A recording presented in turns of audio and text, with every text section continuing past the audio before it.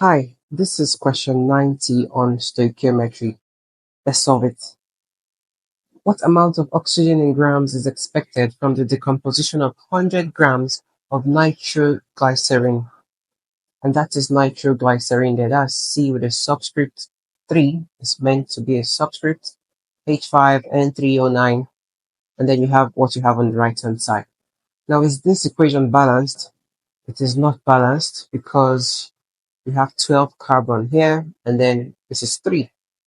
Might be a good idea to place a 4 here. Probably to help.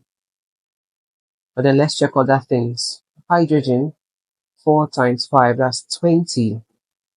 Oh yeah, 20, very good. Nitrogen is 4 times, this is N3. N3, so that's 12. And 6 times 2 is giving us a very nice 12 there. Since balanced, the final one is oxygen, O9. 4 multiplied by this 9 here is 36. So we have 36 oxygen atoms there. And what do we have on the right hand side? 12 times 2 is 24. This is 10. So that gives us 34 in total. And then this is 2. So that's 36. So it's all balanced now that we've placed a magical 4 that helped us a lot. Alright, so that done. The next thing to do is to figure out how many moles we have here. The 100 grams of nitroglycerin. We're going to convert that to moles, okay?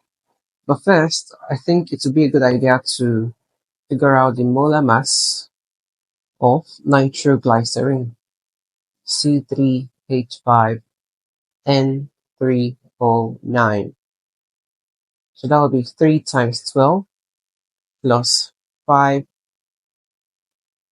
times 1 plus 3 times 14 plus 9 times 16. Okay, so when you solve all that, you should have, is that 227 I'm seeing there? Let me see. Okay, so 227, that's the molar mass. So this just means that the number of moles of nitroglycerin is actually mass divided by molar mass. And then that's 100 divided by 227. So that just gives us 0.44 mole.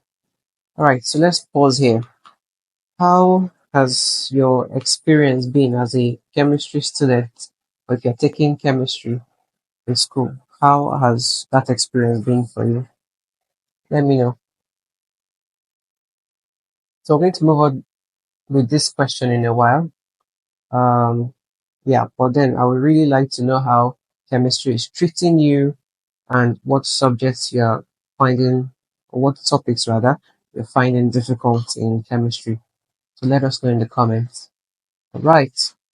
Now that we have gotten the number of moles of this, the next thing to do is to relate the number of moles of our nitroglycerin to the number of moles of the oxygen that should be formed. And that's really simple because 4 moles of your nitro stuff produces 1 mole of the oxygen. So that means if I have 0.44 moles of the nitro stuff, I'll be able to know the amount of oxygen that should be gotten by proportion. So my x is just 0.44 divided by 4, which should be 0.11, right? Okay. We also have math students around here. So that's 0.11 moles of oxygen. So that's good. Now that we know the moles of oxygen, we're asked to get what amount of oxygen in grams, right? Okay. So if that's the case, then we are going to just multiply the number of moles by the molar mass to find that out. Number of moles of oxygen is equal to mass over molar mass. So this is where it's coming from.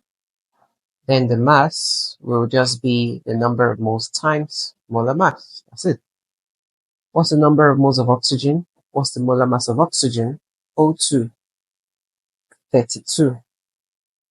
So that will be equal to 3.52 grams of oxygen.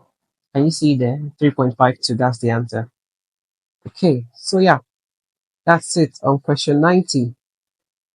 Shall we head over to 91? If you're just seeing me for the first time, hello, welcome. I'm happy to meet you. I usually come up here to help people with chemistry, and it has been fun so far.